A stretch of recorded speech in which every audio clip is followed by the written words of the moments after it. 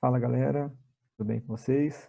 Meu nome é Anderson, professor de Física, e vim trazer para vocês mais uma aula aí sobre espelhos, né, dando continuidade no estudo do PET do segundo ano. Bom, hoje eu vou falar um pouquinho mais sobre as atividades, não vou resolver com vocês, mas eu vou auxiliá-los a resolvê-los lá.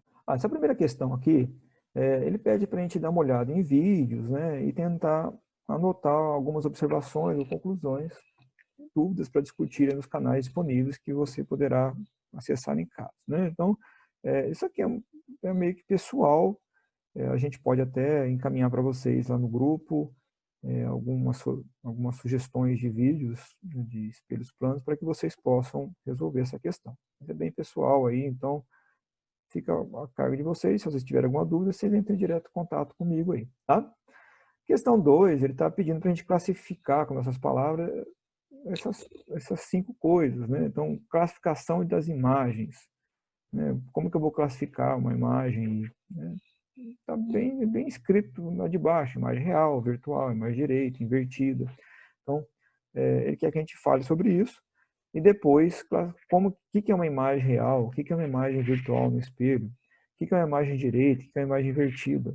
Também acho que não tem muito problema em responder isso, tá? Acoplamento, associação de espelhos, e qual que é a principal aplicação. No vídeo anterior até falei sobre isso. Reversão de imagens, também falei sobre isso lá naquele vídeo. O terceiro exercício diz o seguinte: uma pessoa deseja observar por completo um prédio de 101 metros de altura num espelho plano de 1 metro, situado a 50 metros do prédio. Qual a distância mínima que a pessoa deve ficar do espelho? Então, ele quer saber aonde que a pessoa tem que ficar para que ela consiga ver por completo o prédio, né, de 101 metros. Tá? Então, eu fiz um esquema aqui no meu quadro. Vamos tentar compreender lá. Então, aqui, ó, meu prédio tem 101 metros. Aqui, meu espelho de 1 metro. Ele está a uma distância de 50 metros do prédio. E uma pessoa aqui a uma distância X do espelho, que é exatamente essa distância aqui que ele quer que a gente encontre. Tá? Se o espelho é plano, lembra que no espelho plano, a minha imagem e o meu objeto, né, então a minha imagem aqui e o meu objeto, eles têm a mesma altura. Se o meu objeto aqui tem 101 metros, a minha imagem também vai ter 101 metros. Certo? Além disso, a distância que eu tenho entre o objeto e o espelho é exatamente igual à distância que eu tenho do espelho à minha imagem. Então, se aqui vale 50 metros, aqui também vale 50 metros. Como é que o cara enxerga esse espelho? Enxerga com os olhos, né, primeiro. Então, a gente tem que partir do olho dele aqui, então esse aqui é meu observador, partir do olho dele e traçar uma reta até a sua extremidade superior. Traçar uma reta até a extremidade inferior. E o meu espelho está aqui, ó, de 1 metro. Se a gente for um bom observador, eu percebo que eu tenho aqui, ó, eu tenho aqui formado um triângulo grandão. E além desse triângulo grandão, eu também tenho um triângulo pequenininho, que a gente fala que eles são semelhantes. E por que eles são semelhantes? Porque esse ângulo aqui, ó, ele é igual para os dois triângulos. Esse ângulo aqui, ó, é igual para esse ângulo aqui. Se eu tenho dois ângulos iguais, consequentemente, o terceiro também é igual. Tá? Então, eu tenho semelhança de triângulos. Como que eu faço por semelhança de triângulos? Pega a altura aqui, ó, esse lado do triângulo aqui maior, por exemplo, 101, está para o triângulo menor, que é esse pequenininho. Então, esse cara está para esse, está para 1. Assim como essa distância grandona aqui, ó, o que é essa distância grandona? É esse tamanho, que é isso aqui, ó, 50 metros, mais esse pedacinho x. Então, o grandão é 50 mais x, dividido pelo tamanho do pequenininho. Quanto que vale o pequenininho aqui? x. Pronto. Montei já a equação para vocês aí, ó. Agora só falta vocês resolverem. Tá? Vamos lá para o próximo. 4. Desenhe os raios notáveis ao incidir em espelhos esféricos, côncavo e convexo. Bom, para isso eu tenho que ir lá para o meu slide. Espelhos esféricos, o nome, né, é utilizado dessa forma, porque ele foi tirado aí uma calota esférica, peguei uma esfera, tirei uma calota e espelhei um lado dessa calota. Faço espelhamento da parte interna dessa calota, que interna, eu chamo ele de côncavo. Se é externa, convexo, tá? Então, a parte externa, convexo, parte interna, côncavo. Onde que a gente vê esses espelhos aí, né? A gente vê lá, espelho de maquiagem, aquele que aumenta o tamanho, né, do objeto. Então, você olha no espelho, fica grandão lá, né? Geralmente as meninas têm para fazer maquiagem. Esse espelho côncavo é um espelho de maquiagem. Onde vê o convexo? Em supermercados, né, em saídas de garagem, né? Então a gente tem aí o espelho convexo. Então, elementos de um espelho esférico, né? Primeiro eu tenho aqui, ó, o eixo principal. Então tem meu espelho aqui, o eixo principal. Aqui no meio, né, que é o raio dessa circunferência, é chamado de centro de curvatura. Aqui nesse ponto, onde cruza aqui o eixo principal e o espelho, a gente chama de vértice. Entre o centro de curvatura e o vértice, eu tenho foco. Tá? O foco. E essa distância entre o foco e o vértice é a mesma distância entre o foco e o centro de curvatura. Ou seja, se aqui é o centro de curvatura, é o meu raio de curvatura, o foco é a metade do raio. Tá? E essa aqui é a chamada de distância focal. Então, 4. Na questão 4 é o que eu vou explicar aqui. É claro que você não vai precisar escrever todos os raios notáveis, tá? Todos os raios aqui que eu estou indicando. Então, o primeiro raio notável, ó. Então, tem um espelho côncavo aqui. Primeiro raio notável. Todo raio de luz que vem paralelo ao eixo principal, ele vai refletir passando pelo foco. Tá? Não precisa escrever 2 raios. Pode colocar um só. Segundo raio notável. Todo raio que passa pelo foco, ele vai refletir passando paralelamente ao eixo principal. Ou todo raio que a sua direção passe pelo foco, vai refletir paralelamente ao eixo principal. Tá? Então, isso vai acontecer com todos os raios que eu tiver aqui. Terceiro, todo raio que passa pelo centro de curvatura, volta pelo centro de curvatura mesmo. Todo raio de luz que vem aqui passando pelo vértice, vai ter uma simetria aqui, ou seja, esse ângulo aqui, ó, I, tem que ser igual ao ângulo R. Então, todo raio que passa pelo vértice vai refletir com a mesma simetria, com o mesmo ângulo aqui em relação ao eixo principal. Ok? Então, são esses 4 raios notáveis. Professor, preciso escrever todos várias vezes? Não. Pode escrever colocar um espelho só. Coloca todo raio paralelo reflete pelo foco. Isso para o espelho côncavo.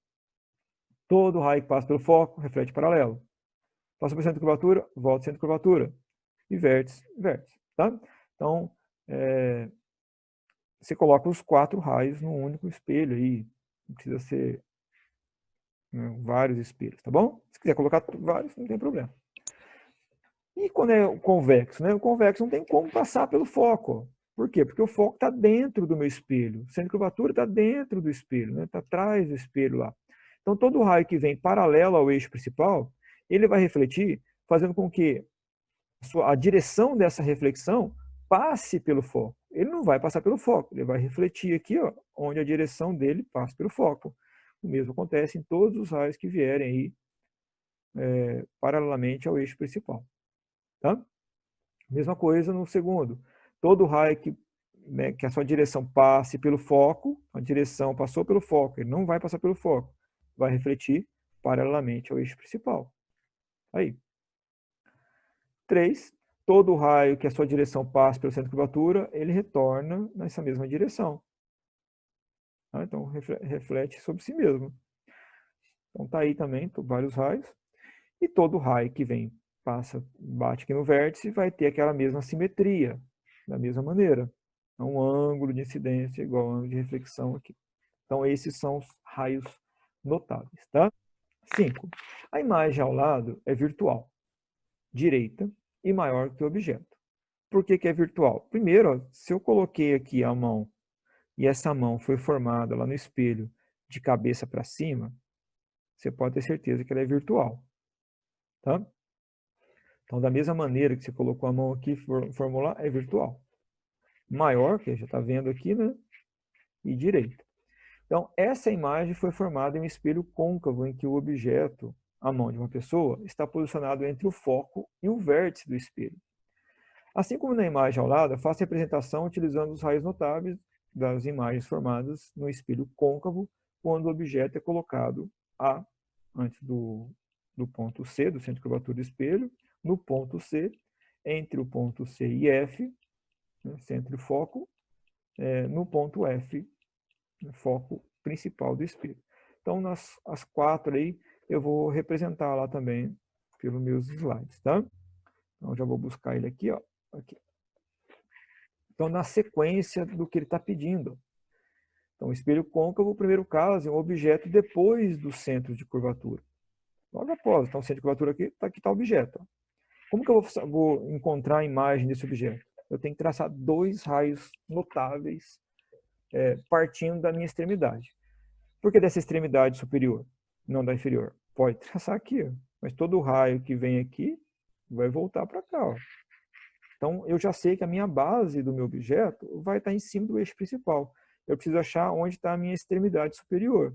Porque se eu sei onde está a extremidade superior, a base está aqui, é só desenhar, fazer o desenho da base até a extremidade superior, onde foi encontrado. Tá? Então, desenho 2 raios notáveis, aqui. Desenhei 2 raios notáveis. O ponto de cruzamento desses 2 raios vai ser exatamente onde vai ser formada a imagem desse ponto. Então, olha lá. Todo raio que vem paralelo ao eixo principal, então vai sair um raio aqui paralelo ao eixo principal, ele vai refletir passando pelo foco. Primeiro raio notável aí. Todo raio que passa pelo foco, reflete passando paralelo ao eixo principal. Percebe que após a reflexão, não é antes da reflexão, e nem entre um raio antes e um depois da reflexão, né? Então, os raios que foram refletidos, ó, esse cara aqui e esse carinha aqui, ó, esses dois, aonde eles se encontram, é exatamente onde vai ser formada a minha imagem. Tá? Então, o que é esse ponto de encontro? É exatamente essa ponta da seta. Então, é ali que vai ser formada a minha imagem. Eu desenhei mais um raio, mas só 2 já bastava. Tá? Então, a minha imagem vai ser formada aqui. Qual é a característica dessa imagem? Ela é real. Por que ela é real? Ela é formada na frente do meu espelho. Toda imagem real é formada na frente do espelho aqui. Ela é menor do que o objeto, eu estou observando isso, né? E ela é invertida, está de ponta cabeça. Ok? Letra B, segundo caso. Em cima do centro de curvatura. Exatamente em cima. Vou fazer o mesmo estudo. Vou traçar 2 raios notáveis aqui, não precisa colocar os 4 como eu coloquei, tá? 2 raios notáveis, olha lá. Paralelo passando pelo foco, foco, paralelo. Olha lá, onde os dois se encontraram, vai ser exatamente onde vai ser formada a minha imagem. Então, qual a característica dessa imagem? Real, porque está na frente do espelho. Igual, mesmo tamanho do objeto, tem o mesmo tamanho, porém ela é invertida. Diferentemente dos espelhos planos, né? Eu tenho uma imagem do mesmo tamanho, só que ela não é invertida. Tá? Então, mesmo tamanho, porém invertida. Ok? Entre o foco e o centro de curvatura. Tá aí. Traço um raio paralelo ao eixo principal, passo pelo foco. Foco, paralelo ao eixo principal. Então tá aqui, ó. A minha imagem formada vai ser aqui. Tá aí. Ela vai ser maior do que o objeto, invertida, e ela vai ser real, porque está na frente do espelho. Adiantando aqui um pouquinho, né, para quem quiser fazer uma prova de Enem, né, o que é importante a gente saber de imagens reais e virtuais? somente imagens reais podem ser projetadas. Então, a gente tem aquele data show, né, aquele projetor de slide lá na sala, aquelas imagens que a gente consegue projetar, aquelas imagens têm que ser reais, elas não podem ser virtuais. Eu não consigo projetar uma imagem virtual, tá? Tem que ser imagem real, tá bom?